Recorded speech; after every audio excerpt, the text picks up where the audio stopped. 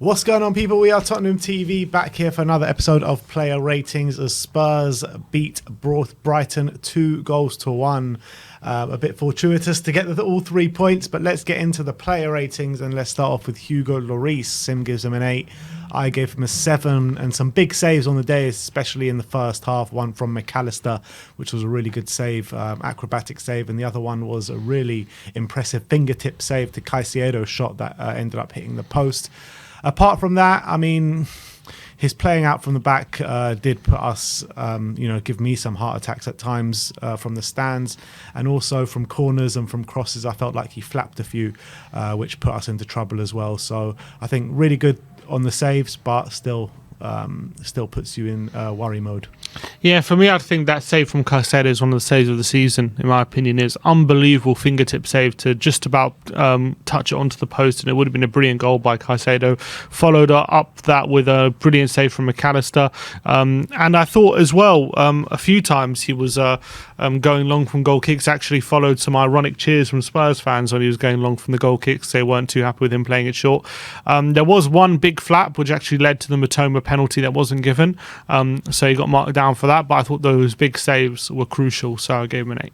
Moving on to Cuti Romero, 7s all round from us on the day, and he was definitely our strongest defender.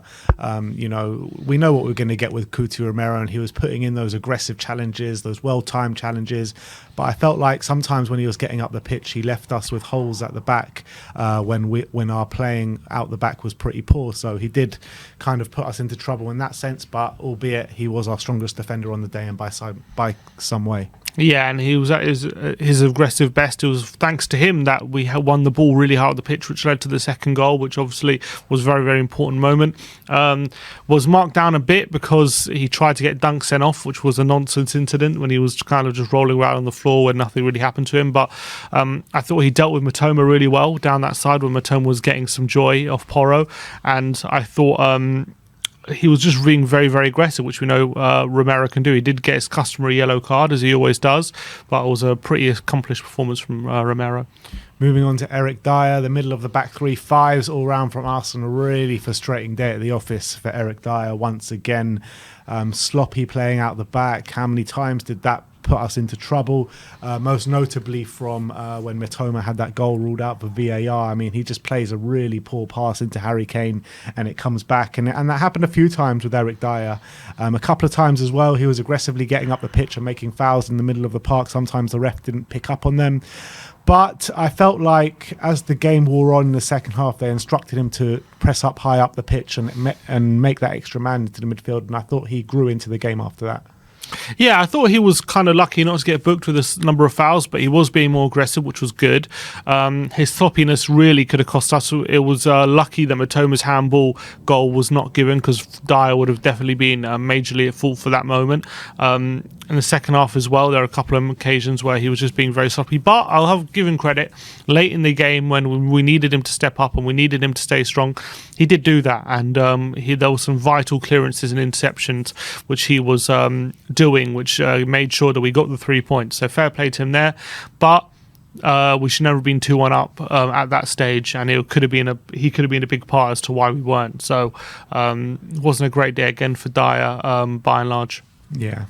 And moving on to the last of the back three, Clement Longley. Sim gives him a 4. I gave him a 6. And look, they were giving us a lot of trouble down that side, and Longley was definitely faltering defensively. A few mishaps in there.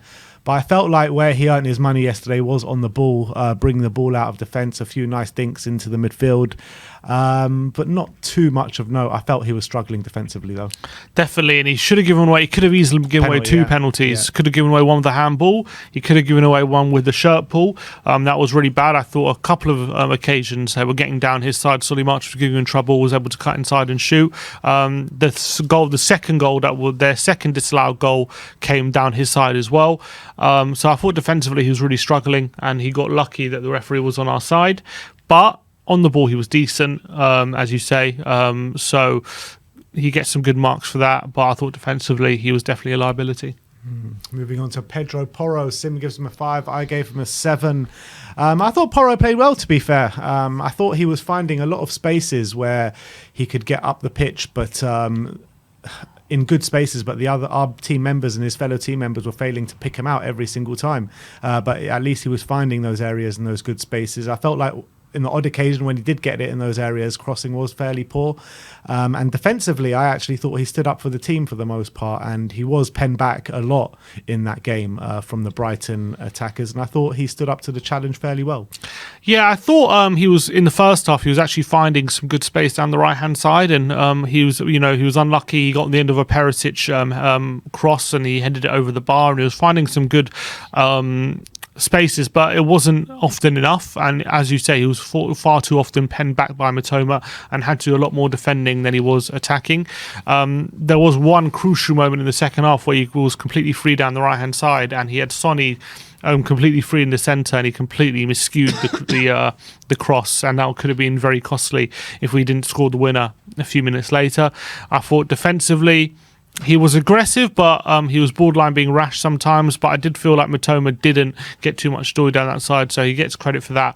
But I did feel like he could have done more when he did get in possession in the good opportunity. In the few times he did get in the attacking spaces, he didn't do enough for me. So I wasn't that impressed, unfortunately, on this occasion. Moving on to Pierre-Emile Højbjerg, Sim gives him a 4, I gave him a 5, and another frustrating display from Pierre, I'm afraid. First half, he was giving the ball away countless amounts of times when we were looking to play out the back and start spring on Brighton, and every time it looked like Højbjerg got the ball, it looked like the move was breaking down, and it was really frustrating.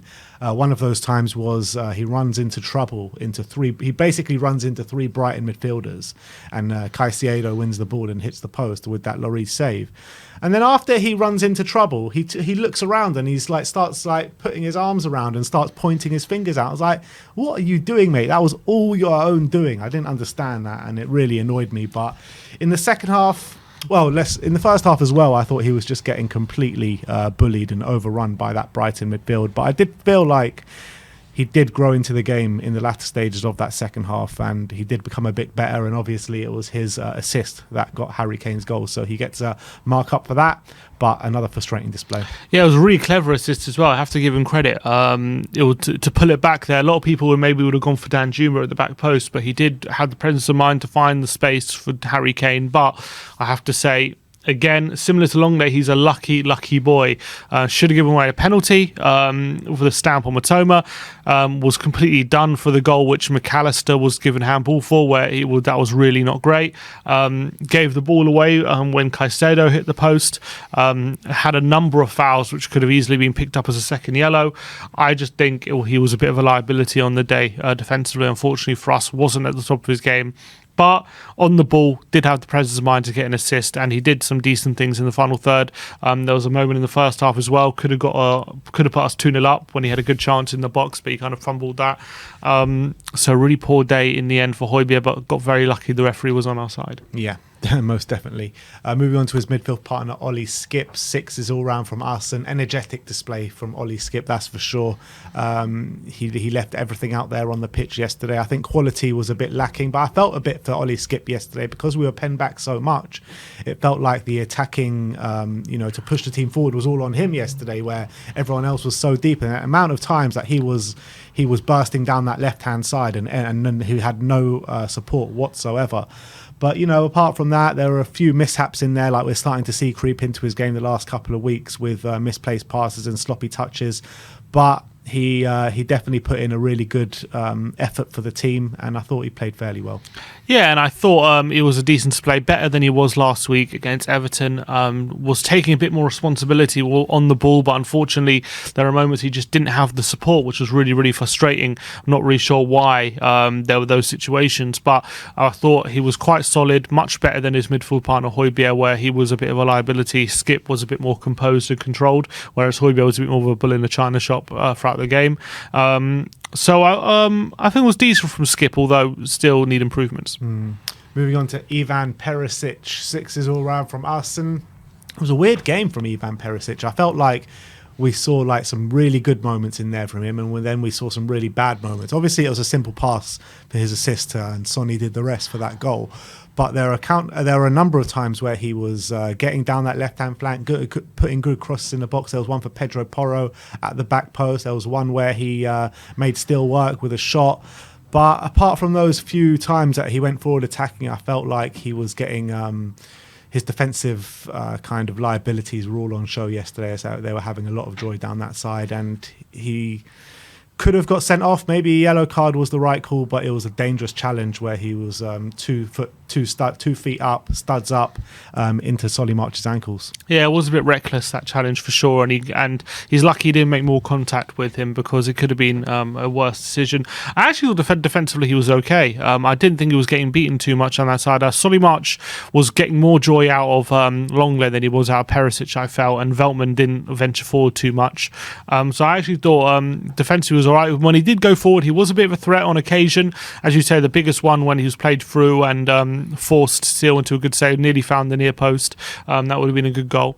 And his crossing was okay. So it was a decent display from Perisic, but still, you know, it's not enough for a player of his quality. We know what he can do.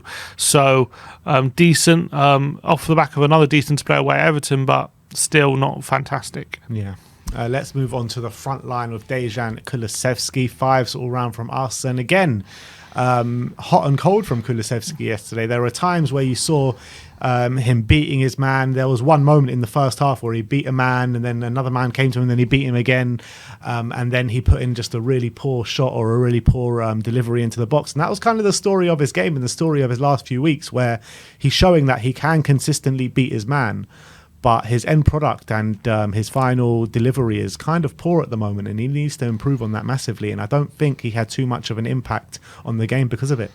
Yeah, I thought first half he was pretty decent on the counter with the ball at his feet, but for some reason, whenever he got near the final third, usually that's one of his biggest strengths, but for some reason he kept stumbling on the ball. He was mishitting shots. He was there was one moment where he just mishit a shot, and then the second attack, the ball hits his standing leg and he completely mishits the next one, and he was a couple of times he did some sloppy passes. But then again, when he does have the ball at his feet, you know, he's hard to get the ball off. It's hard to muscle him off and tackle him. And that was a good stuff. But unfortunately, his final third contribution seemed to be drying up for some reason or another. There did seem to be a bit of a tactical switch with him, I saw, where off the ball, he seemed to go into the midfield, and it was more of a midfield 3.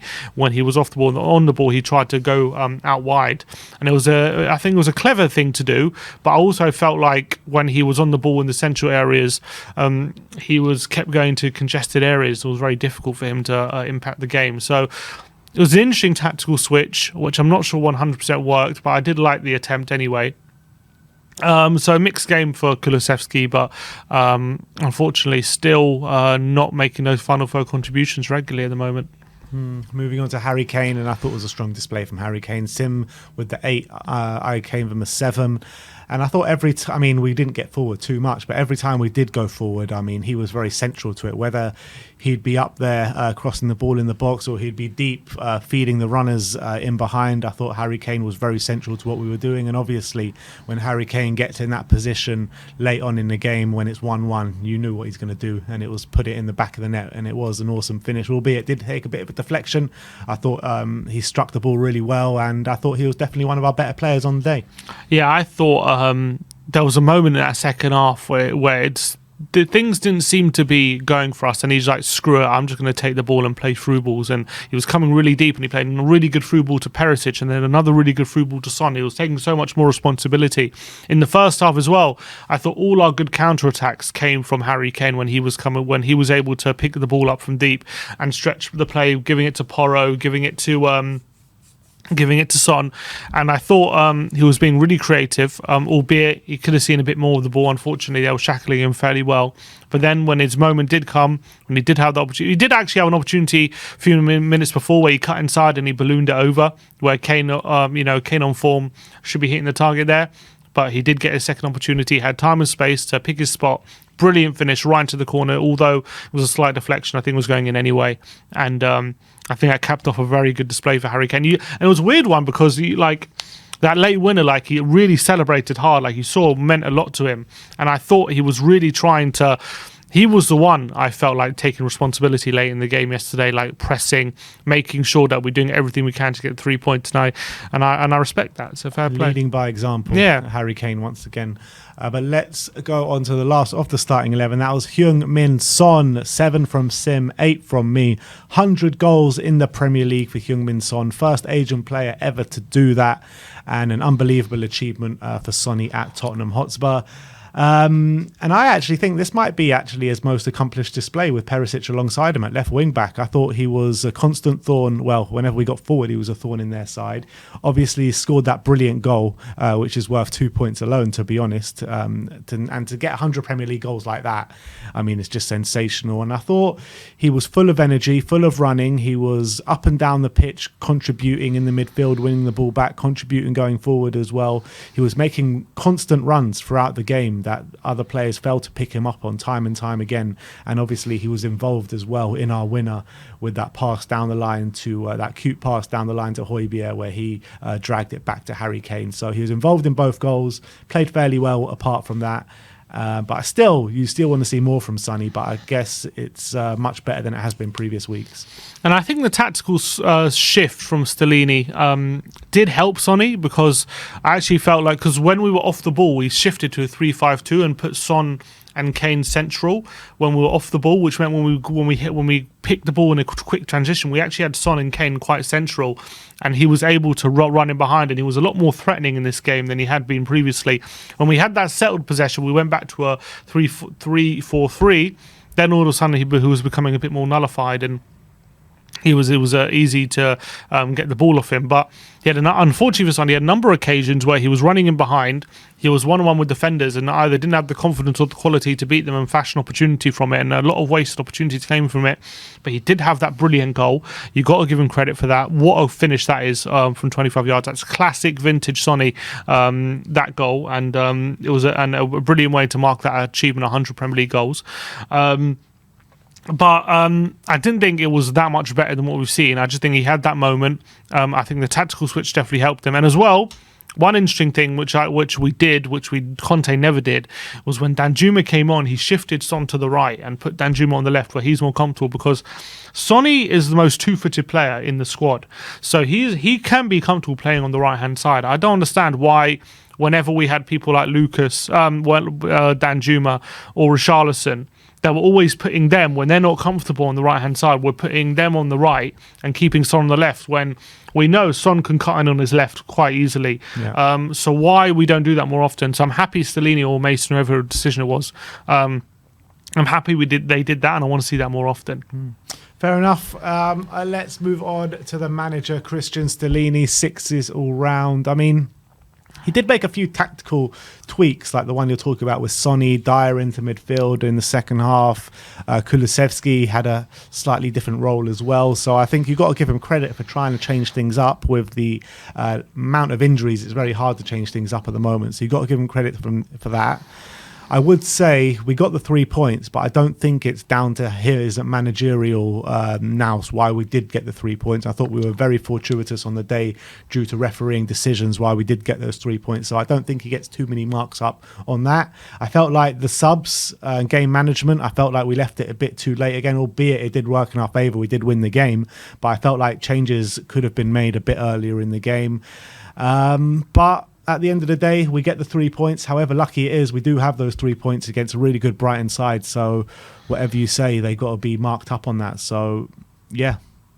Yeah, I thought, look, I think the game plan was there. I thought the game plan, I wouldn't say it worked, but it also didn't massively fail. So we were definitely competitive against this Brighton team. But the thing is, if like half those decisions that went for us, that go against us, happen, and the goals get given or the penalties get given, I mean, we're not sitting here saying that, are we? Probably not, but we did get a bit of luck on the day. I didn't think Spurs were awful on the day, but I just think we're very lucky because Brighton were much better than us. That's definitely true. We did retain that threat on the counter, but again, we didn't unfortunately create the opportunities we probably should have done. I did like the tweaks he did, but I wouldn't say it massively helped us, but it just was nice to see a bit of a change and nice to see us try something different. And I did think it slightly helped, but it didn't massively change things for the better. And for sure, he got lucky. And I don't know whose decisions it was for all the subs. So I don't know if it's Mason or Stellini, because Stellini got sent off after the hour mark. So whether he can be attributed to the subs being left late or whatever, I don't know. But the subs did positively change the game and all that kind of stuff. But we made our first sub with 10 minutes to go. So it was pretty late on.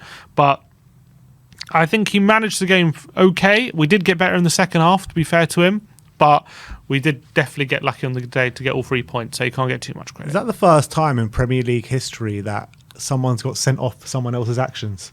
Yeah, probably. I can't think of another, like on Apart from when it purpose, was like by purposefully. mistake, Yeah, can't think of another time. It's mad, isn't it? Crazy. But anyway, there you have it. That is our player ratings for the 2-1 win against Brighton. Let me know in the comment section below what your ratings are and what you think of our ratings. Thank you, everyone, for joining us today. Like, subscribe, and comment. And as always, come on, you Spurs.